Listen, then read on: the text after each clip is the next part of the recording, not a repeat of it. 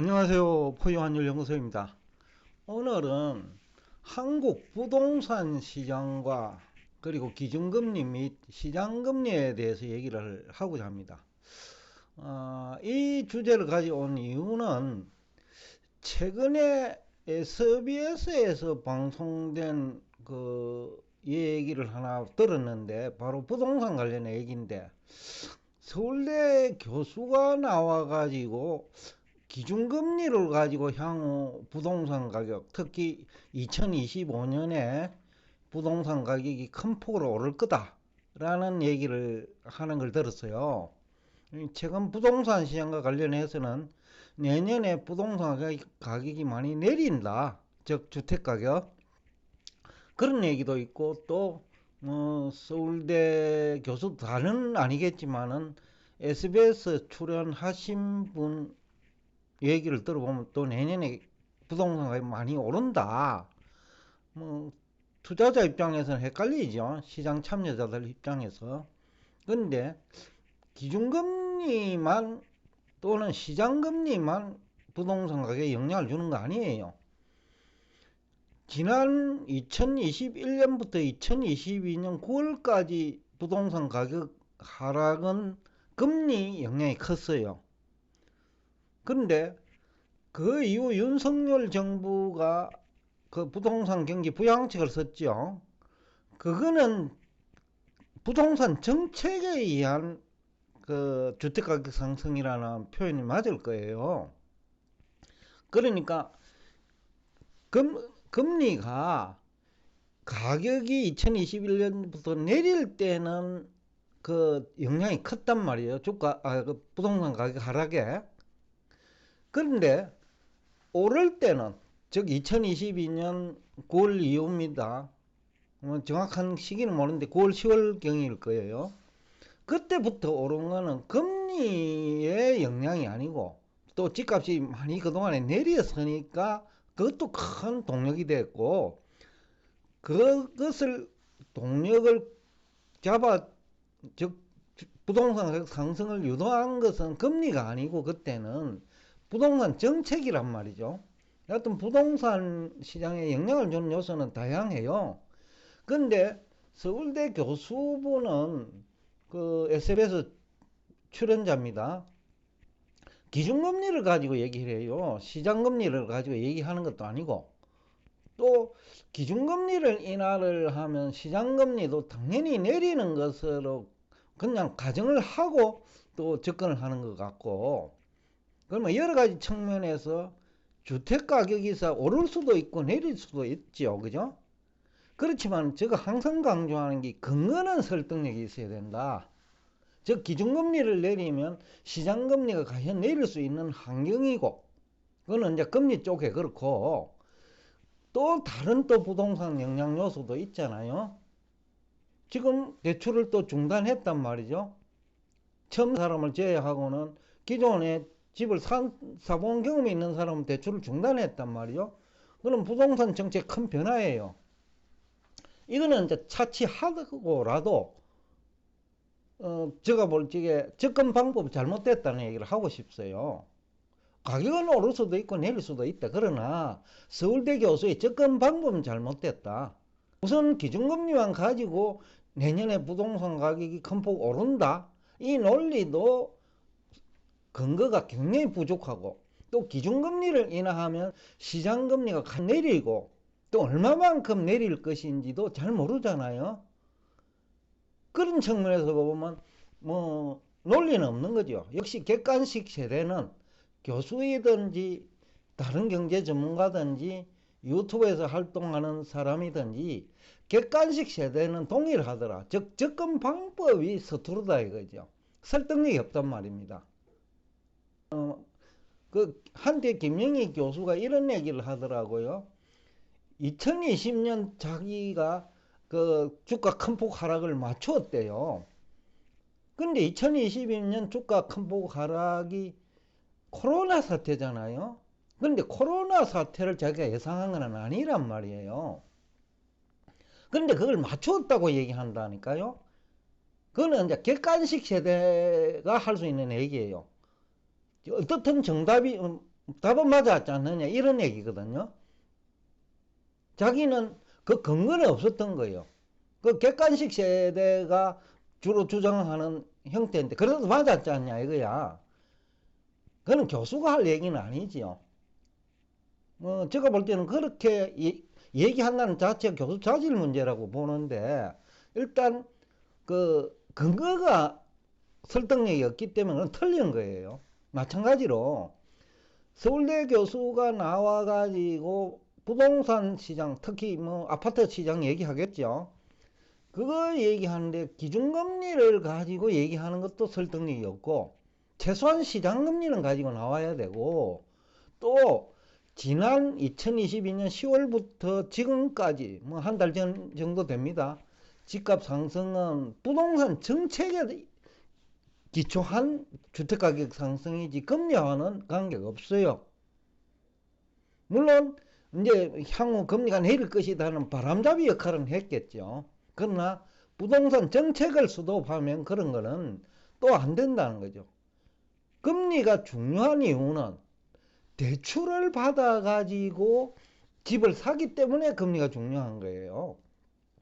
그래서 기준금리보다는 시장금리가 중요한 거고, 또 대출을 받는 그 전제 조건 하에서 금리가 중요한 거다는 그런 뜻이기 때문에 대출을 그럼 해주느냐 안 해주느냐가 더 중요하다는 말이죠. 그래서 접근 방법에 의해서 굉장히 근거가 없는데 SBS는 또 그거를 뭐 설득력이 있는 얘기라고 수용을 해갖고 그 부분에 얘기를 보도를 했는지는 모르겠습니다. 아니면 태영건설이 SBS 대주주잖아요. 그러니까 대주주가 어려우니까 건설회사니까 부동산 회사예요. 그래서 그런 주장을 하는 사람을 논리적 근거는 부족하지만은 그 초빙해가지고 방송을 했는지는 알 수는 없어요. 그렇지만 그 근거가 부족하기 때문에 마치 그 2022년도 주가 큰 폭 하락을 김영희 교수가 맞췄다는 얘기하고 똑같다 이거죠. 코로나 사태는 전혀 예상하지 못한 상태에서 주가가 빠지니까 내가 얘기한 대로 주가 빠졌지 않느냐 라는 얘기가 비슷하다는 거죠. 아마 그분은 과거에도 금리를 가지고 얘기했을 거예요. 그때 금리가 낮았으니까. 그러나 부동산 가격에 영향을 미치는 것은 금리만이 있는 것은 아니다. 대출을 수도해버리면 그냥 집을 살 수 없잖아요. 우리나라 시스템이. 바로 그런 중요한 핵심 포인트는 빼버리고 얘기를 하는데, 그래도 오늘 제가 금리를 가지고 얘기를 하고자 하는데, 기준금리와 시장금리는 결정 원리가 달라요. 그렇기 때문에 기준금리를 인하를 해도 최근에 뭐 0.5% 인하했잖아요, 연준이. 그런데 올라온 거는 0.5%예요.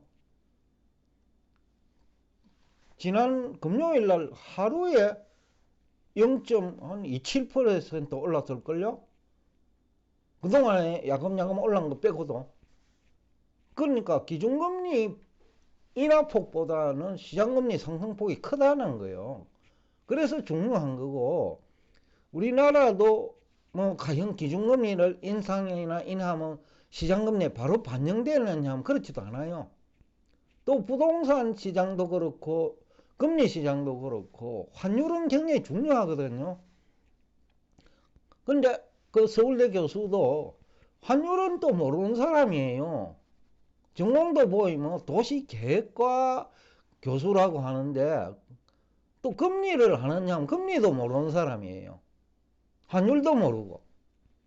그리고 또 부동산 시장에 영향을 주는 게 또 내년도 경제 성장률이라든지 뭐 주식 시장이라든지 뭐 이런 다양한 요소들이 그 영향을 주는데, 오로지 기준금리만 얘기하는 것도 그렇고, 그러니까 어떤 얘기를 할 적에 근거가 그럴듯해야 되는데 근거가 그럴듯 안 하면 삼류소설이 돼버려요, 경제는.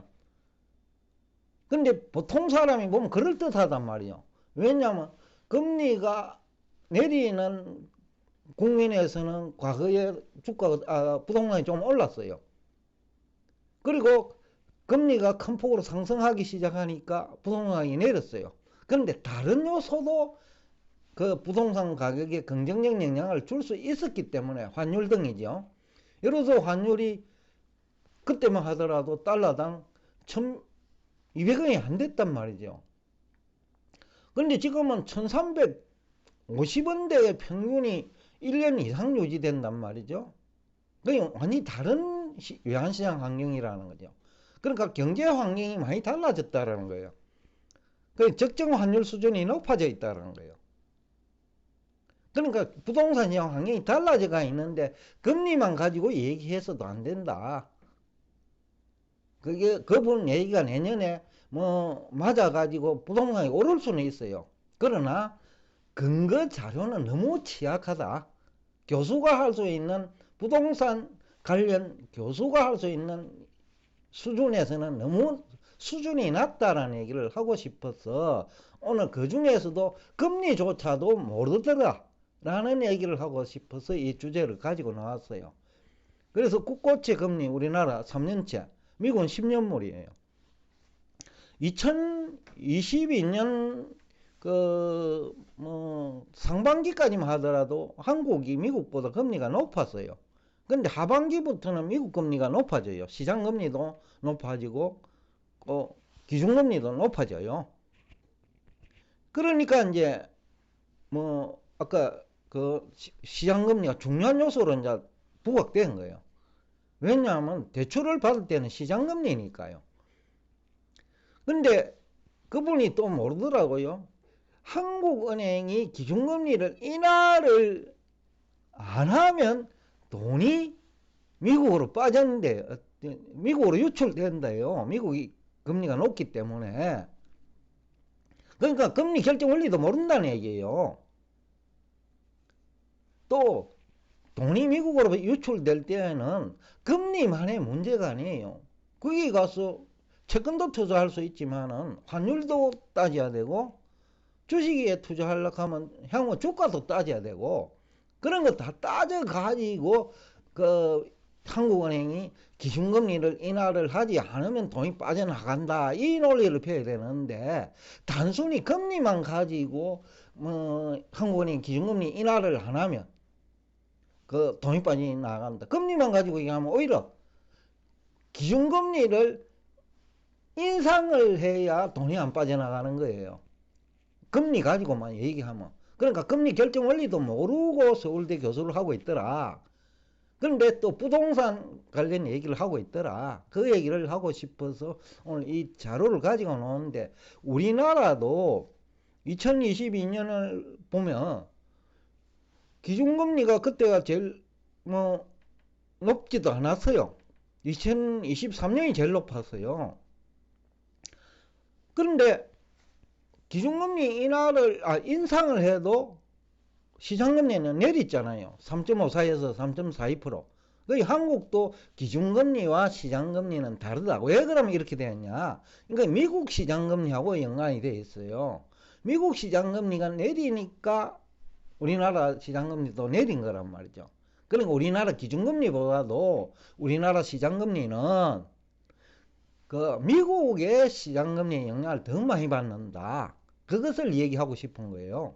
그러니까 앞으로 우리나라가 기준금리 설사 인하를 하더라도 미국 시장금리가 높게 유지되면 금리 인하 효과는 없고 부동산 시장에 미치는 영향도 서울대 교수 얘기처럼 그렇게 오른쪽으로 긍정적이지 아니하다라는 거죠. 또 금리를 인하를 한다고 해도 얼마만큼 인하할 거냐.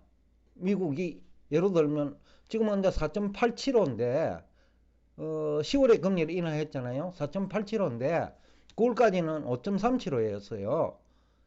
그러니까 미국이 얼마만큼 인하할 거냐. 또 인하를 하면 효과가 있을 거냐. 그까지 아는 상태에서 부동산 얘기를 해야 되는데 서울대 교수는 그런 지식은 전혀 없더라. 그냥 소설 쓰고 있더라. 그것이 맞을지언정. 그거는 김영희 교수가 2020년 코로나 사태 전혀 예상하지 못한 상태에서 주가 빠지니까 내가 빠진다고 하는 거하고 똑같지 않냐? 이 얘기하고 너무 똑같더라. 그러니까 여러분들이 어떤 경제 전문가의 얘기를 들을 때, 뭐 부동산이든 주식이든 채권이든 외환이든요, 설득력이 있느냐부터 먼저 따져야 돼요. 근데 지금 교수들은 내가 볼 적에는 그렇게 우리나라 교수 전체는 보지는 않았어요. 그러니까 부동산 얘기하니까 서울대 교수 얘기를 받고, 주식 얘기를 하니까 김영희 교수 얘기를 받고, 경제 성장률 얘기가 나오니까 김영희 교수 얘기를 들은 거고, 그 다음에 연준 기준금리 생방송하는 그 이날을 그 교수 얘기도 역시 시장금리 결정 원리는 모르더라. 그런 사람이 어떻게 부동산을 얘기할 수 있어요?